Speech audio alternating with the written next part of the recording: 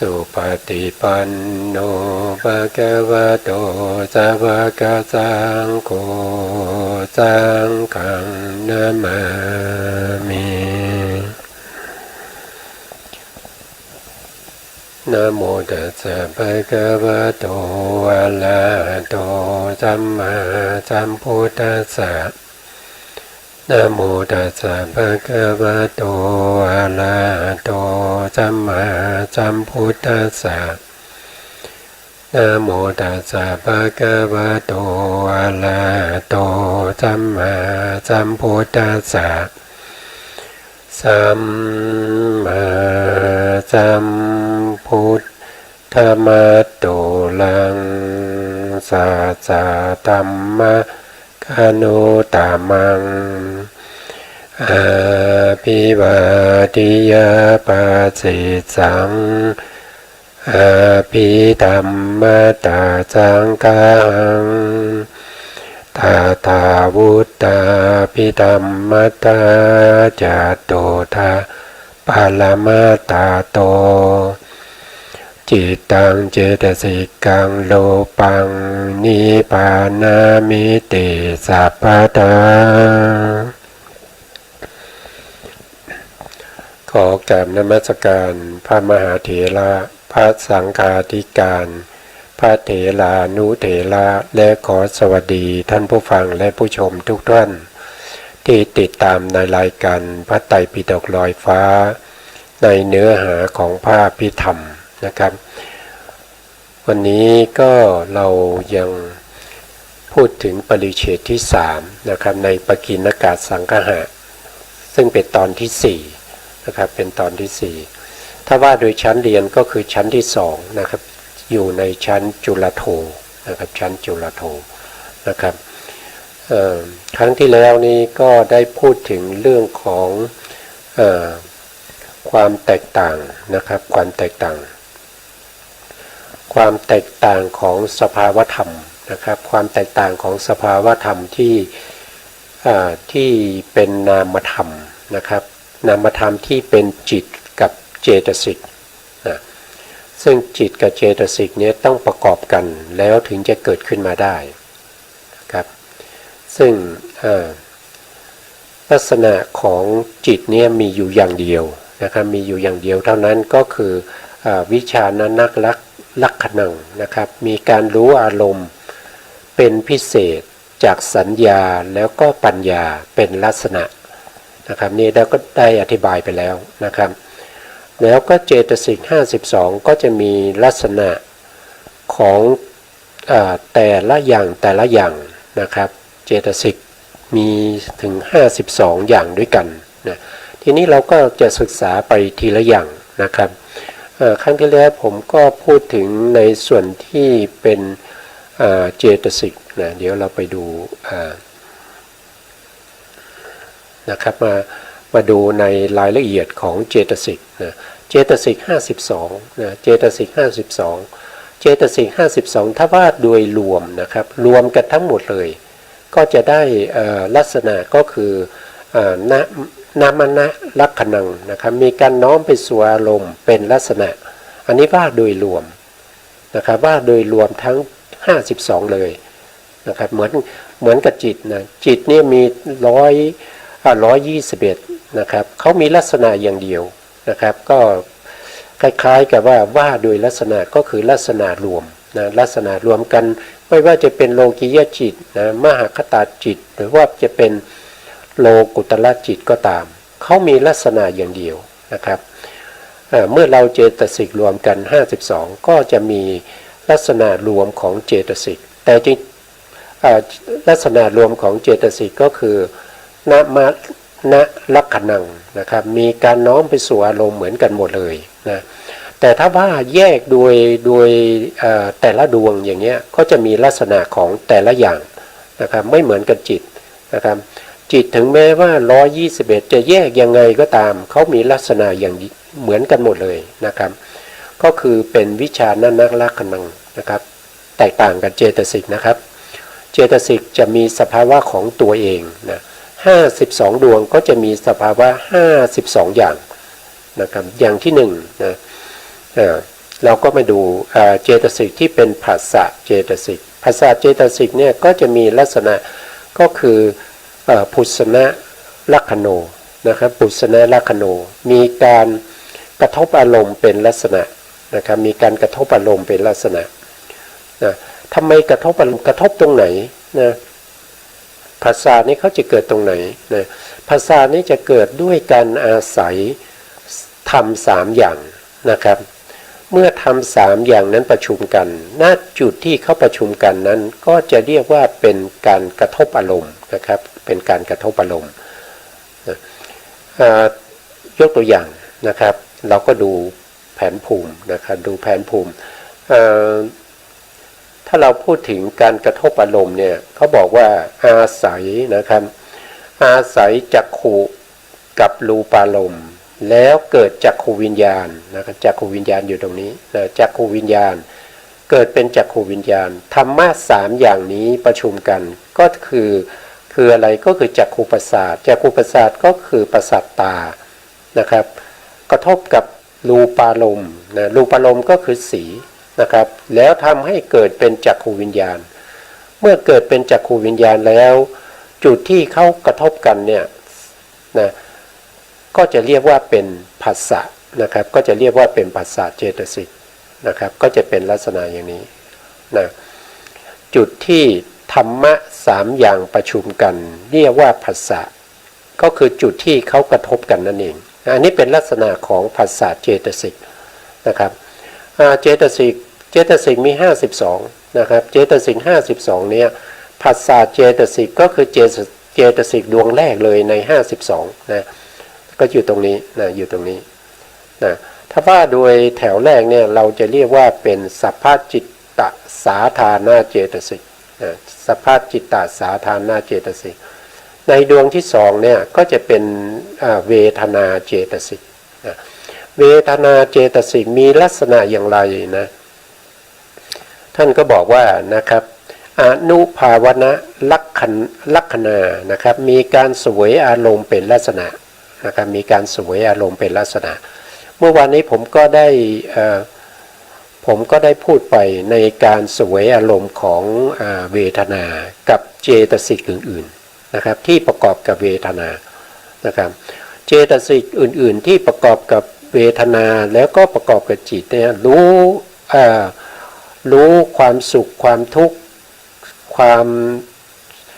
สุขใจทุกข์ใจอุเบกขาไหมก็ตอบว่ารู้แต่รู้แบบไหนก็คือรู้แบบ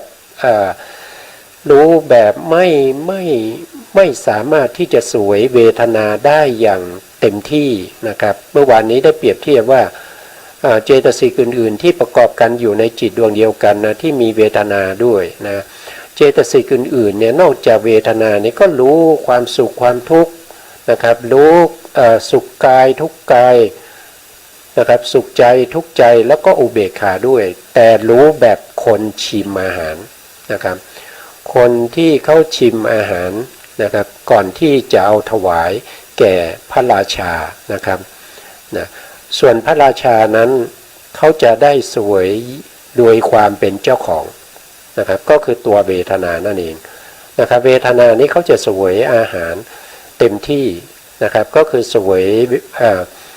สุขเวทนาเต็มที่ทุกขเวทนาเต็มที่นะครับแล้วก็สมนัสเวทนาเต็มที่นะแล้วก็โทมนัสเวทนาเต็มที่แล้วก็อุเบกขาเต็มที่ส่วนเจตสิกอื่นๆที่เกิดพร้อมกับเวทนานั้นสวยสวยความสุขความทุกข์ความสมนัสโทมนัสและอุเบกขาเพียงแต่เหมือนกับผู้ชิมอาหารเท่านั้นเองนะครับไม่ได้สวยเหมือนกับพระราชานะอันนี้ก็ได้อธิบายไปแล้วเมื่อครั้งก่อนนะทีนี้ก็ต่อไปนะครับต่อไปในสไลด์ต่อไปนะครับในสไลด์นี้ก็จะพูดถึงสัญญาเจตสิกนะสัญญาเจตสิกสัญญาเจตสิกเนี่ยมีลักษณะสัญชานนลักขณามีความจำเป็นลักษณะนะครับมีความจำเป็นลักษณะคือเขามีหน้าที่จำทุกสิ่งทุกอย่างที่มากระทบกับประสาททั้ง5แล้วก็มี จิตเกิดขึ้นนะครับเมื่อกระทบกับประสาททั้ง5ไม่ว่าจะกระทบกับประสาทตาประสาทหูประสาทจมูกประสาทลิ้นประสาทกายแล้วก็กระทบกับทางใจนะทางใจก็จะเป็นทางมโนทวารนะครับเมื่อกระทบแล้วก็ทำให้เกิดเป็นจิตขึ้นมานะครับ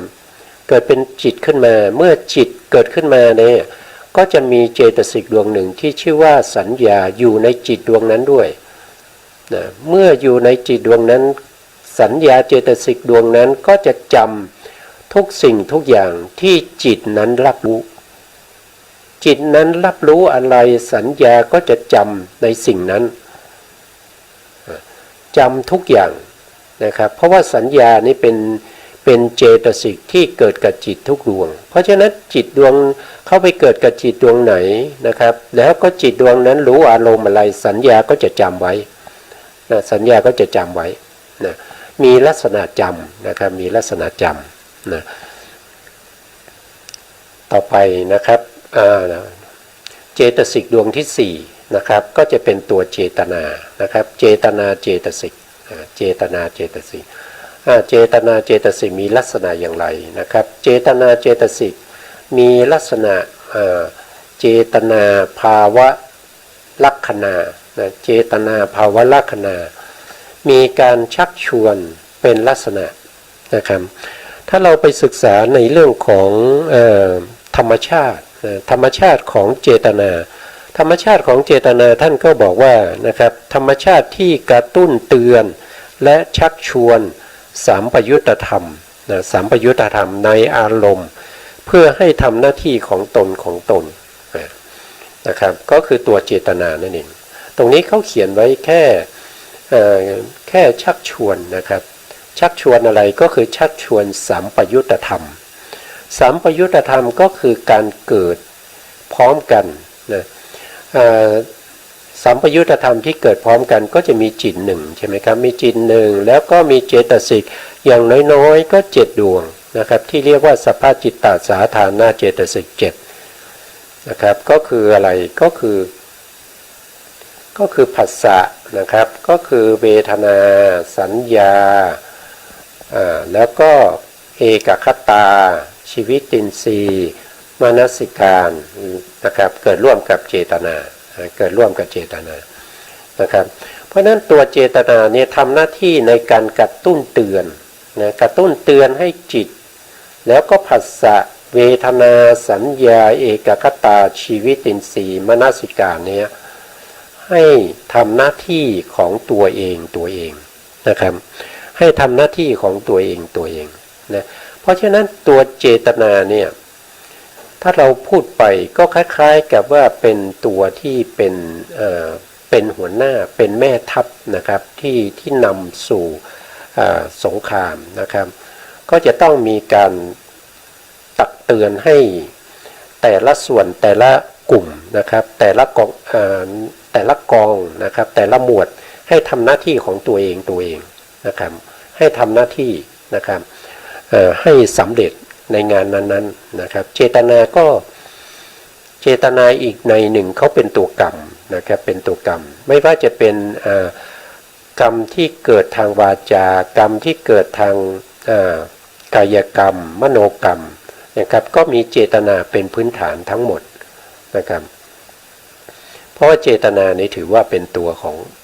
กรรมนะกรรมมีอยู่2อย่างนะครับกรรมหนึ่งก็คือสหชาตกรรมสหชาตกรรมก็คือหมายถึงตัวเจตสิกที่เกิดในจิตทุกๆดวงนะครับทุกๆดวงในขณะที่เขาเกิดขึ้นมีเจตนาอยู่ในนั้นด้วยเจตนาตัวนั้นกับตัวจิตที่เกิดพร้อมกันนั้นเราเรียกว่าเป็นสหชาตกรรม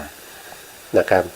แต่ถ้าเจตนาไปเกิดในจิตประเภทที่เป็นชวนาจิตนะครับชวนาจิตก็คืออะไรบ้างนะครับก็มาดูตรงนี้นะมาดูแผนภูมิตรงนี้นะชวนาจิตก็คือได้แก่อกุศลจิต12พวกนี้นะถ้ามีเจตนามาเกิดในอกุศลจิต12เนี่ยตัวเจตนานั้นเราก็จะถือว่าเป็นกรรมที่เป็นอกุศลกรรมก็คือเป็นบาปนั่นเองนะครับ ถ้ามีอกุศลจิตเป็นสมุฏฐานทำให้เรากล่าววาจาออกมาวาจานั้นก็จะเป็นวจีทุจริตนะครับเป็นกรรมที่ไม่ดีนะครับถ้าทำออกมาทางกายก็จะเป็นกายทุจริตนะครับก็เป็นกายทุจริตเพราะเจตนาไปเกิดในอกุศลจิตแล้วอกุศลจิตเป็นปัจจัยให้ทำกายกรรมวจีกรรมนะครับถ้าเป็นมโนกรรมนะก็ถือว่าเป็นอกุศลจิตพวกนี้ก็ถือว่าเป็นกรรมเหมือนกันนะครับเป็นเขาเรียกว่าเป็นมโนกรรมนะเป็นอกุศลมโนกรรมนะเมื่อกรรมพวกนี้เราทำไปแล้วเนี่ยเขายังจะให้ผลเราได้นะครับในขณะที่เขาเกิดขึ้นพร้อมอกุศลจิตในขณะนั้นจิตนั้นเศร้าหมองนะเขาจิตนั้นจะเศร้าหมองเพราะฉะนั้นเจตสิกที่อยู่ในนั้นก็เศร้าหมองนะครับแล้วก็เวลาเขาดับไปแล้วเขายังทิ้งเชื้อสายนะทิ้งเผ่าพันธุ์เอาไว้เมื่อมีโอกาสนะครับเขาก็จะส่งผลให้เราได้รับผลของอกุศลกรรมนะนี่เป็นตัวกรรมนะครับแล้วถามว่าถ้าเจตนาตัวนั้นไปเกิดในมหากุศลนะพวกที่เป็นชวนะที่เป็นมหากุศลเนี่ยก็เป็นกุศลกรรมนะกุศลกรรมก็มีทั้งที่เป็นกายกรรมแล้วก็วจีกรรมนะครับเวลาเจตนาไปเกิดในมหากุศลนะแล้วกล่าววาจาออกมาวาจานั้นก็จะเป็นวาจาที่เราเรียกว่าเป็นวาจาที่สุจริตนะครับเป็นวจีสุจริตเวลาไปทำอะไรด้วยมีมหากุศลเป็นปัจจัยก็จะเป็นกายสุจริตนะครับแล้วถ้าเกิดทางใจก็จะเป็นมโนสุจริตนะครับเพราะว่าตัวเจตนาเนี่ยไปเกิดใน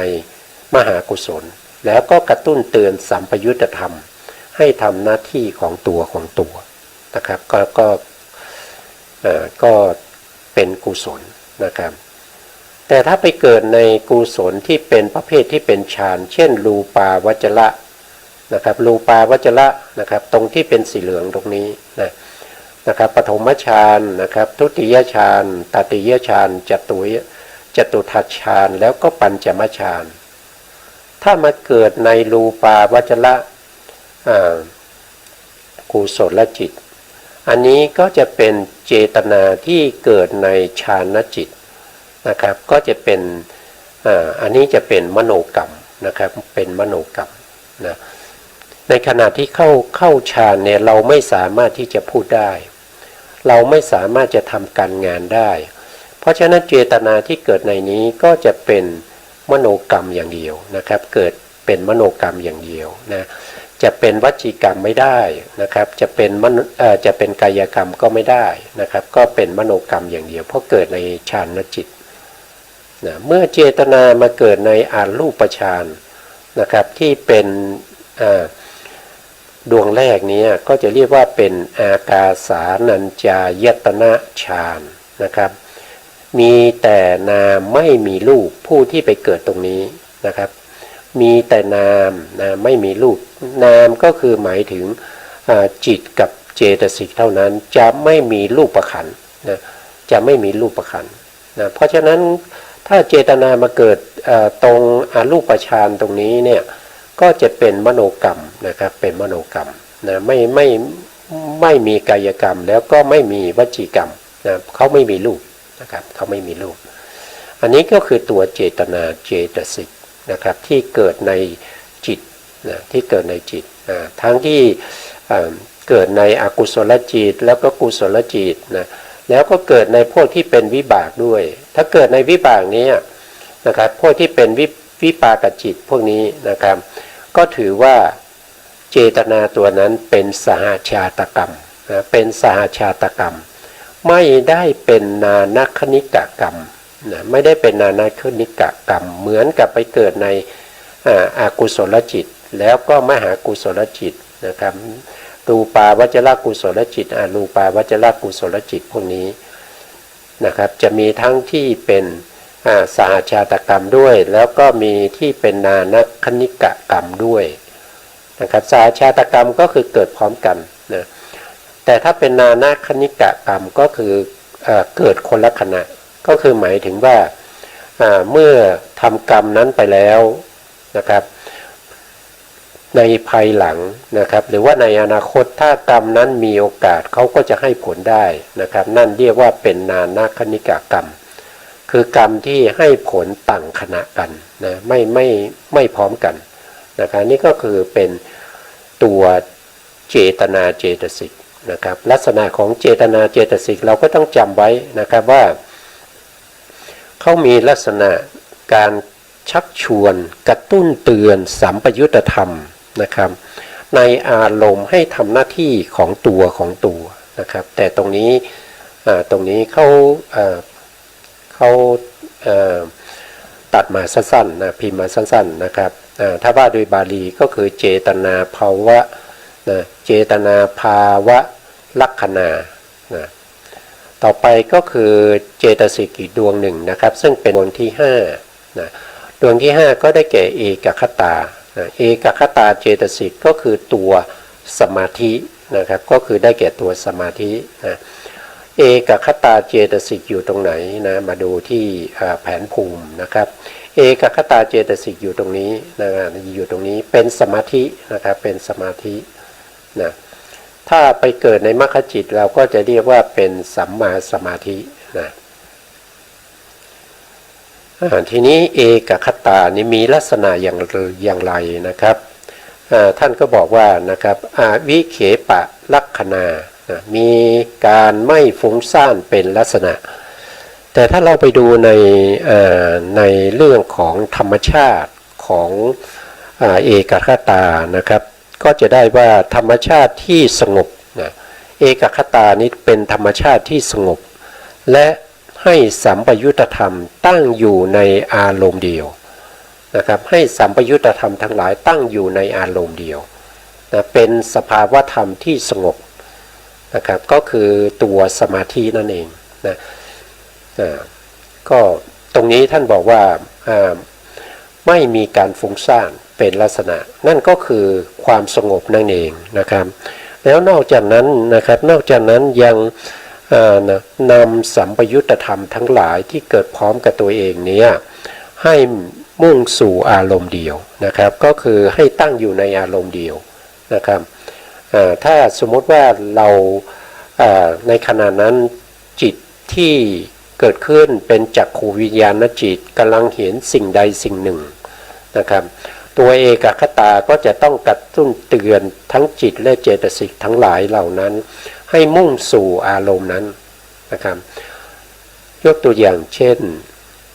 การทำสมาธิด้วยการเพ่งอารมณ์ที่เราเรียกว่ากัสสินนะครับมีการเพ่งธาตุดินโดยความเป็นองค์กัสสินเพราะฉะนั้นในขณะที่เราเพ่งธาตุดินอยู่นี้นะครับใจเราต้องจดจ่ออยู่ที่องค์กัสสินนะครับที่เราดินมาปั้นกลมๆนะครับรัศมี1 คืบกับ 4 นิ้วนะครับมาตั้งนะครับพอมาตั้งแล้วเราก็เพ่งนะครับตาเพ่งใจก็จดจ่ออยู่นะครับใจในที่นี้ก็หมายถึงตัวจิตนะครับตัวจิตแล้วก็สัมปยุตธรรมที่ประกอบกันมีเอกคตาเจตสิกด้วยนะครับใจก็ต้องจดจ่ออยู่ที่องค์กสิณแล้วปากก็ต้องบริกรรมไปนะครับปัทวีปัทวีปัทวีก็จะต้องมีองค์3นะครับ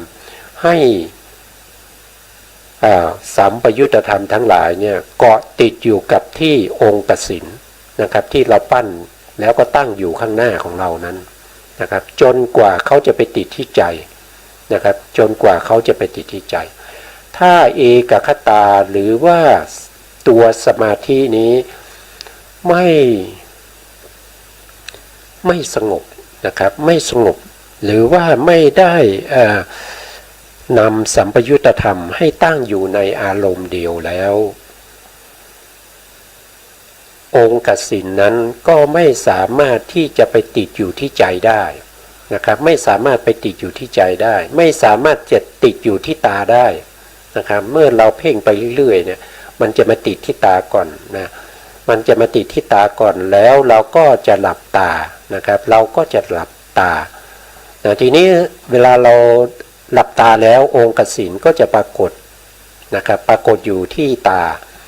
ตรงนั้นก็เราก็มีจิตที่เป็นสัมปยุตธรรมกับเอกคตาเนี่ยก็เพ่งอยู่ที่ตาที่องค์กสิณที่ติดที่ตานั้นนะครับปากก็บ่นไปนะครับปากก็บ่นไปไม่ต้องใช้สายตาแล้วไม่ต้องใช้ตาเพ่งแล้วจนในที่สุดเนี่ยที่ติดที่ตาแล้วก็ไปติดที่ใจนะครับก็ไปเพ่งที่ใจอันนี้ก็คือเอกคตานะครับเอกคตามีกำลังนะครับจึงทำให้องค์กสิณเนี่ยสามารถติดที่ตาได้ติดที่ใจได้นะถ้าเอกคตาไม่มีกำลังนะครับฟุ้งซ่านไปนะครับฟุ้งซ่านไปในอารมณ์ต่างๆอย่างเงี้ยนะครับกำลังเพ่งอยู่แล้วก็ปากก็บ่นไปปัทวีใจก็ไปคิดอะไรก็ไม่รู้ฟุ้งไปอย่างนี้องค์กสิณไม่มีโอกาสที่จะติดที่ตาแล้วก็ไม่มีโอกาสที่จะติดที่ใจได้เพราะฉะนั้นกำลังของเอกคตาหรือสมาธินี้ก็จะมีความสำคัญในการที่จะกำจัดเสียซึ่งความฟุ้งซ่านทั้งหลายนะครับที่เกิดขึ้นนะอันนี้ก็จะเป็นลักษณะของเอกคตานะครับก็คืออวิเคปะลักขณามีการไม่ฟุ้งซ่านก็คือกำจัดความฟุ้งซ่านนะครับกำจัดความฟุ้งซ่านทิ้งไปแล้วก็ตัวเองมีความสงบตั้งมั่นอยู่ในสัมปยุตตธรรมนั้นนะครับในอารมณ์เดียว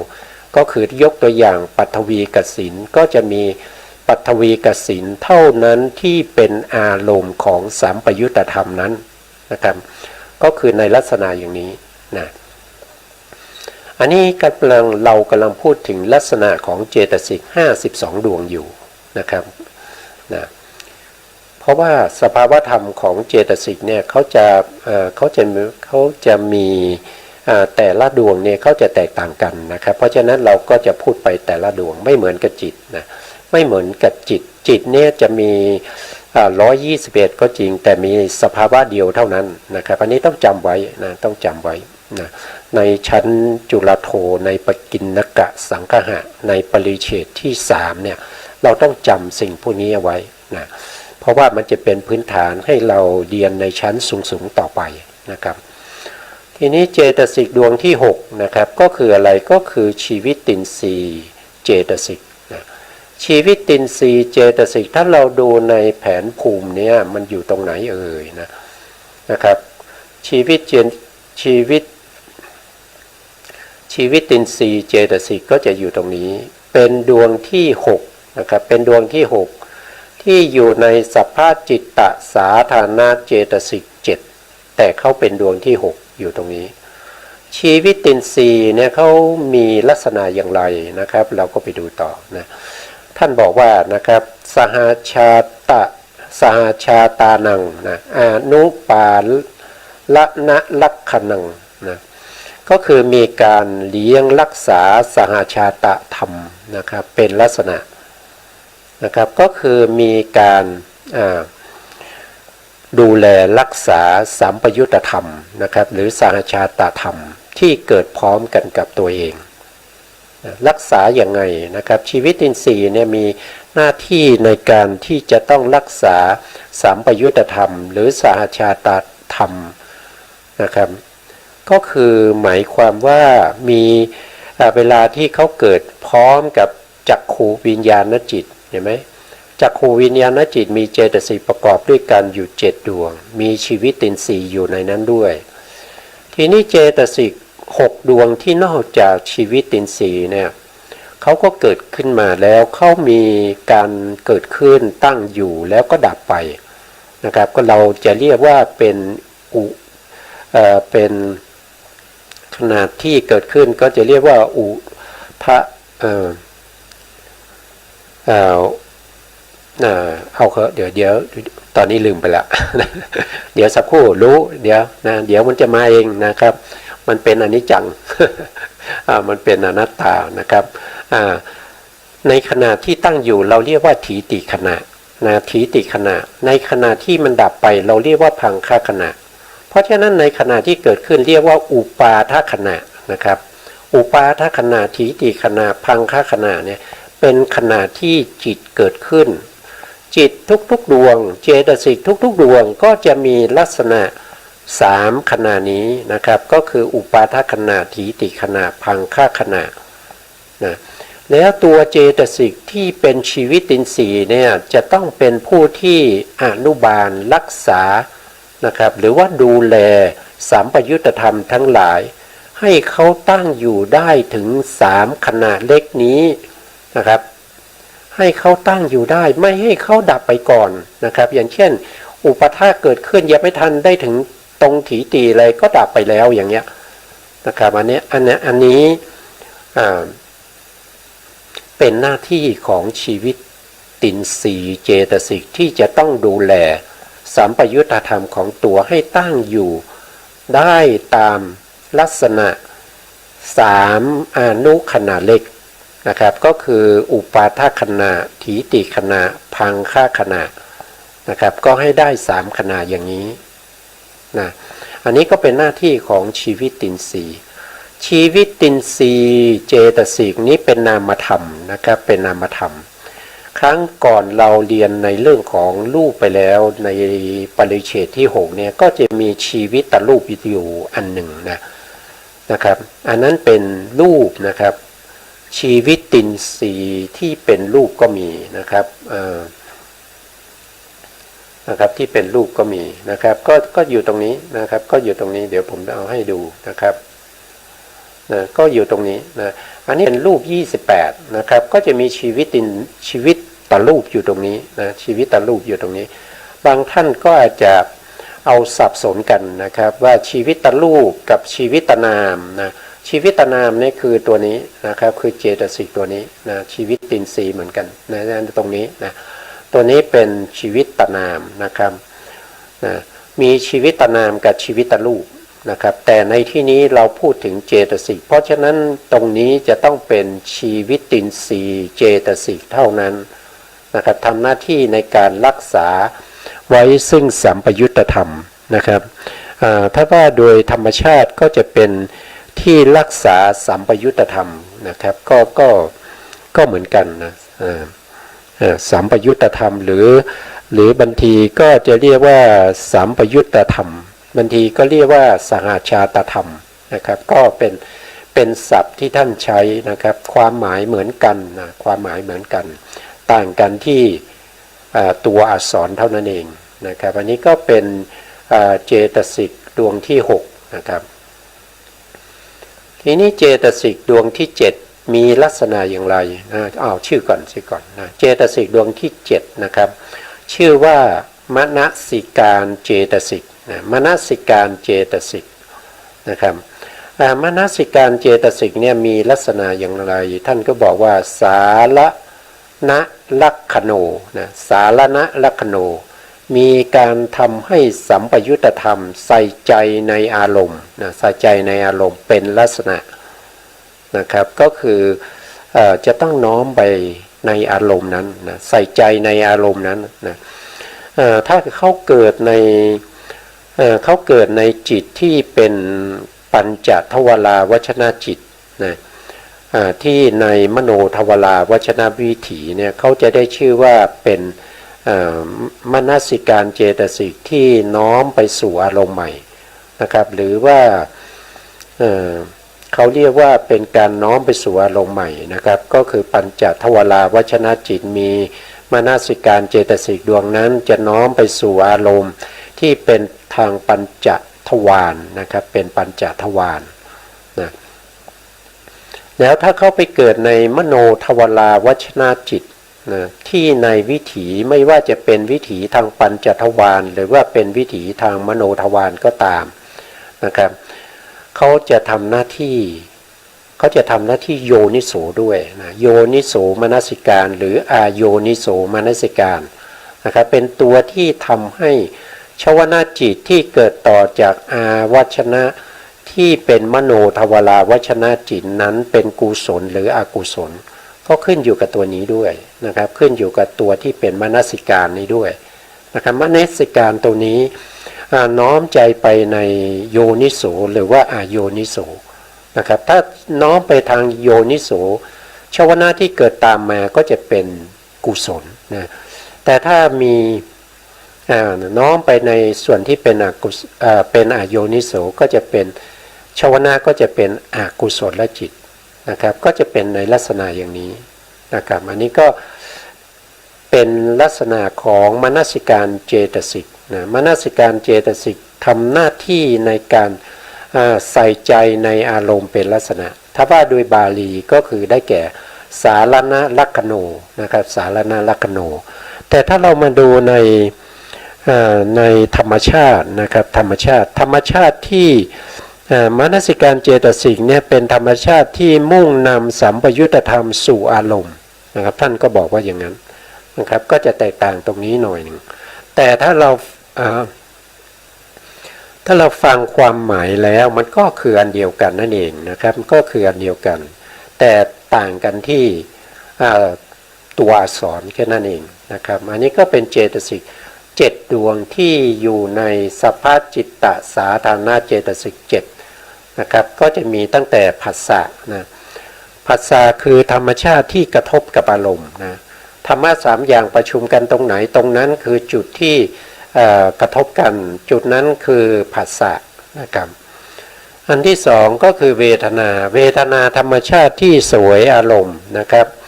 อันนี้ก็สวยอารมณ์ที่เป็นสุขเป็นทุกข์เป็นสมนัตโทมนัตแล้วก็เป็นอุเบกขานะครับก็คือได้แก่ตัวเวทนาตัวนี้นะครับต่อไปก็คือสัญญานะครับสัญญาก็คือธรรมชาติที่จำอารมณ์นะสัญญานี้จะจำอารมณ์ทุกสิ่งทุกอย่างที่จิตนั้นไปรับรู้นะครับจิตนั้นเขารับรู้อะไรสัญญาก็จะจำทุกอย่างไว้ในขันธสันดานนะครับขันธสันดานนะ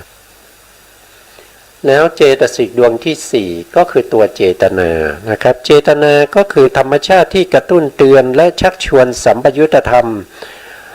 ในอารมณ์เพื่อให้ทำหน้าที่ของตนนะครับก็คือเหมือนกับตรงนี้คือชักชวนเป็นลักษณะนะครับเจตนามีหน้าที่ชักชวนเป็นลักษณะนะครับก็จะเป็นในลักษณะ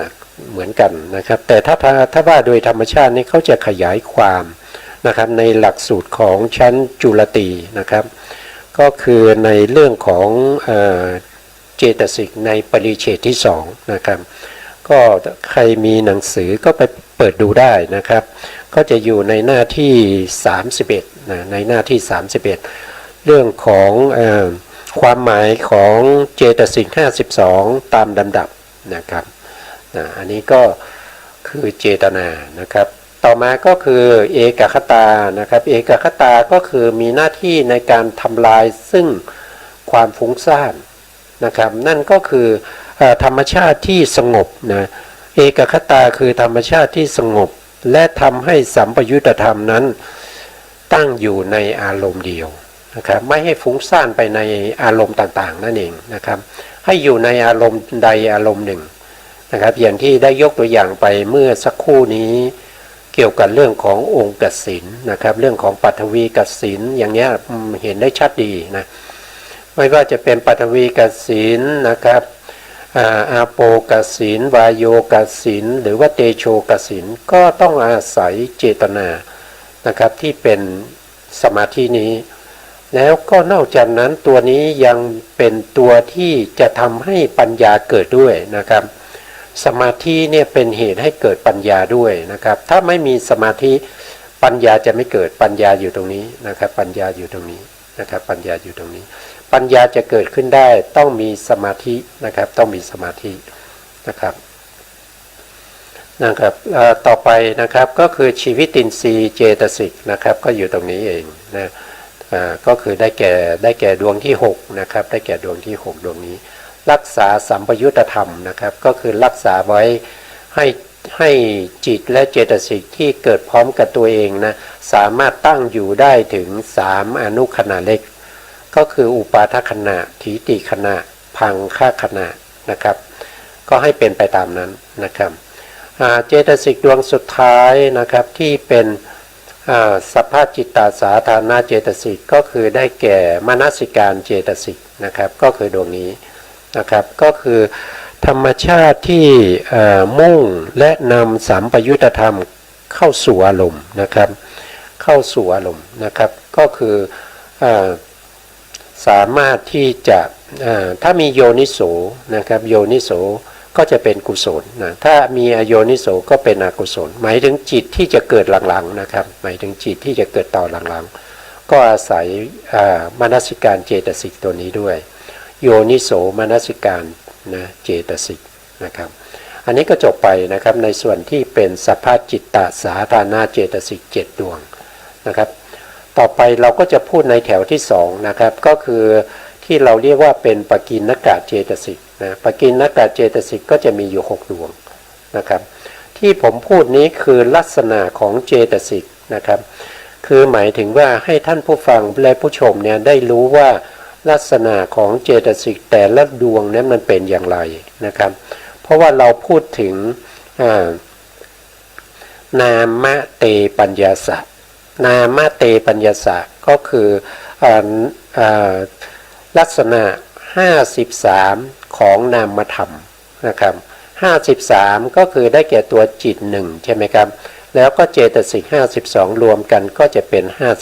53นะเรากำลังพูดถึงตรงนี้อยู่นะครับถ้าท่านลืมนะผมก็เตือนบ่อยๆนะครับอย่างเช่น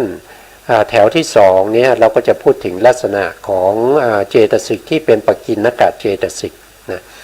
ปกิณกะตรงนี้กับปกิณกะสังคหะเนี่ยไม่เหมือน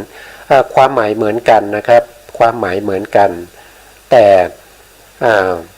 พูดโดยละเอียดความละเอียดและไม่เหมือนกันนะครับปกิณกะเจตสิกตรงนี้หมายถึงเจตสิกที่ประกอบกับจิต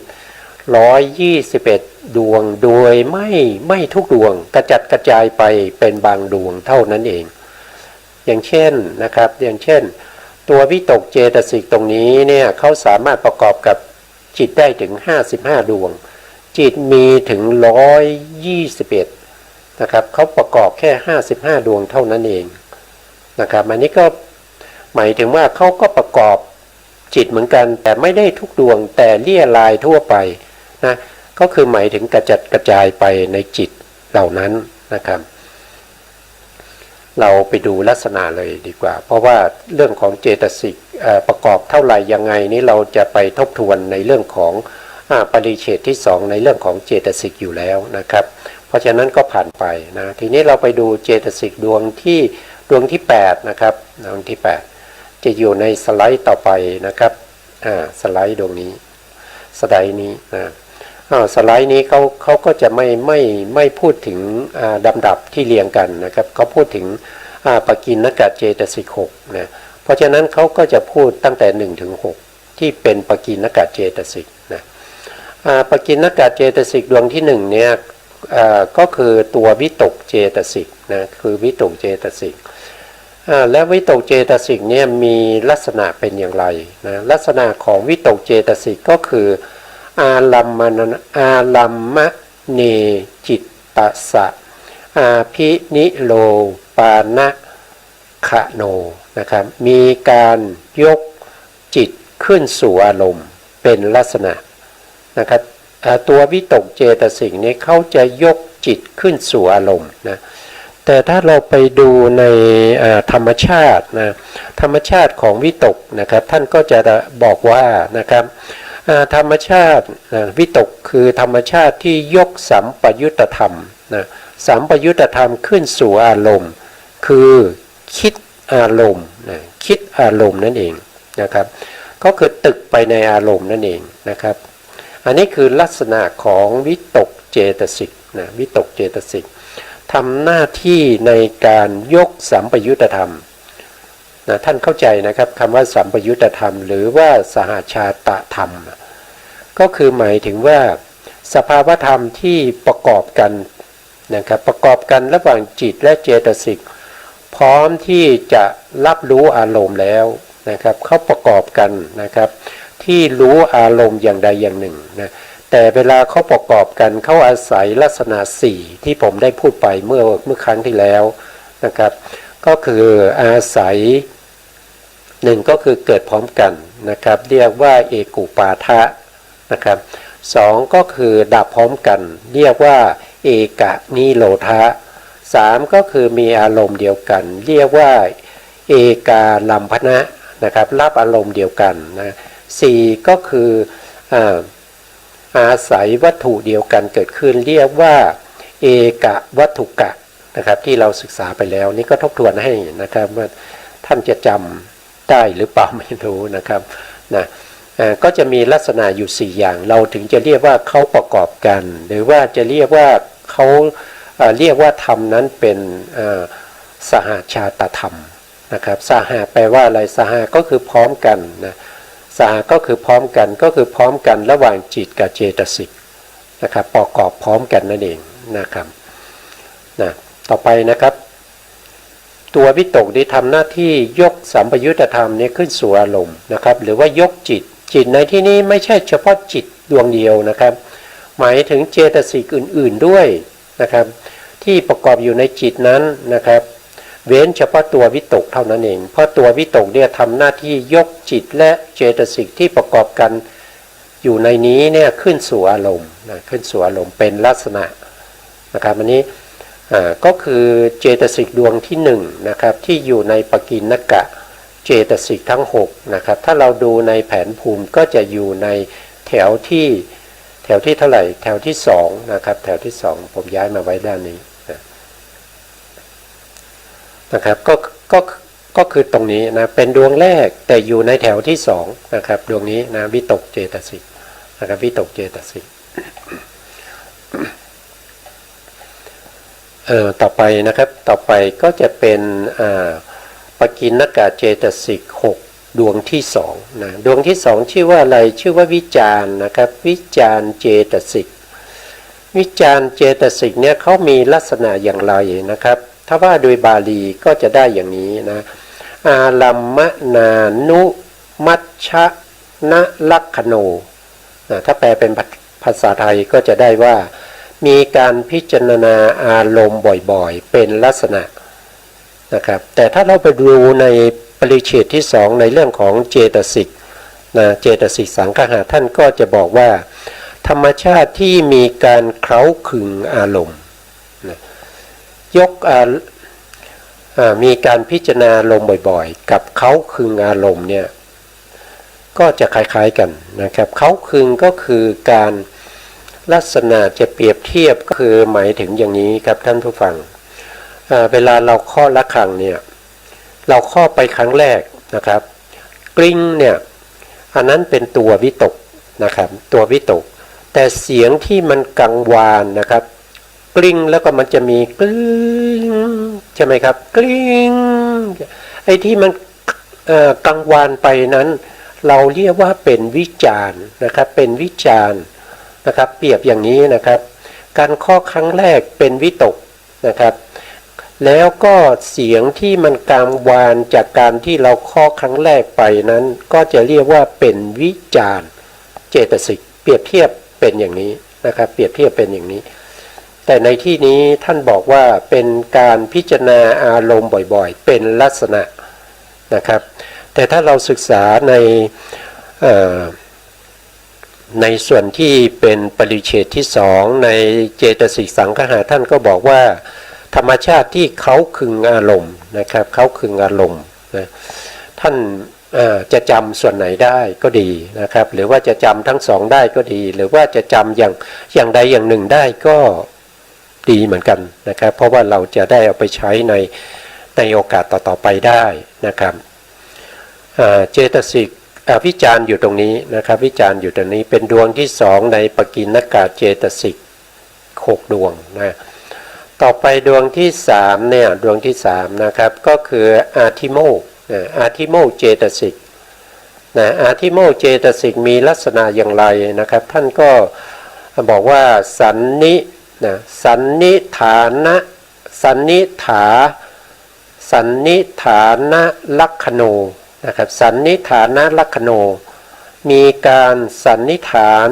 อารมณ์เป็นลักษณะนะครับถ้าเป็นในส่วนที่เป็นปกิณกะเจตสิกในปริเฉดที่สองนะครับท่านก็บอกว่าอาทิโมกข์เจตสิกคือธรรมชาติที่ตัดสินอารมณ์นะครับตัดสินอารมณ์นะน่าจะใช้คำว่าตัดสินอารมณ์จะดีกว่านะครับใช้คำว่าตัดสินอารมณ์ดีกว่าเพราะว่าตัวอาทิโมกข์นี่คือจะไม่มีความลังเลสงสัยใดๆนะครับเมื่ออาทิโมกข์ไปเกิดกับจิตดวงไหนจิตดวงนั้นจะไม่มีความลังเลสงสัยนะครับไม่เหมือนกับวิจิกิจฉาเจตสิกวิจิกิจฉาเจตสิกนี้คือยังสงสัยนะสงสัยในเรื่องของคุณพระพุทธพระธรรมพระสงฆ์สงสัยในเรื่องของการปฏิบัติสงสัยในเรื่องของศีลสมาธิปัญญานะครับตัววิจิกิจฉาเจตสิกดวงนี้แล้วก็ถ้าอาทิโมกข์เกิดในจิตดวงไหนวิจิกิจฉาก็จะไม่เกิดในจิตดวงนั้นนะครับเราต้องเข้าใจอย่างนั้นเพราะว่าเขาเป็นอะไรกันเขาเป็นปฏิปักษ์ต่อกันเพราะตรงนี้เนี่ยเขาตัดสินอารมณ์ไปแล้วนะเขาตัดสินอารมณ์ไปแล้วนะครับว่าจะต้องเป็นอย่างนี้อย่างนั้นนะแต่ตัววิจิกิจฉานี่เป็นเจตสิกที่ยังไม่ตัดสินอารมณ์นะครับยังสงสัยอยู่นะก็จะเป็นลักษณะของการตัดสินอารมณ์แล้วว่าพระพุทธเจ้าผู้ทรงมีพระคุณอันยิ่งใหญ่นะครับเป็นผู้ที่ละอาสวะกิเลสได้ด้วยพระองค์เองเป็นผู้ที่มีพระมหาปัญญาอันสว่างไสวยิ่งกว่าแสงดวงระวีคือแสงพระอาทิตย์อย่างเที่ยงวันเสียอีก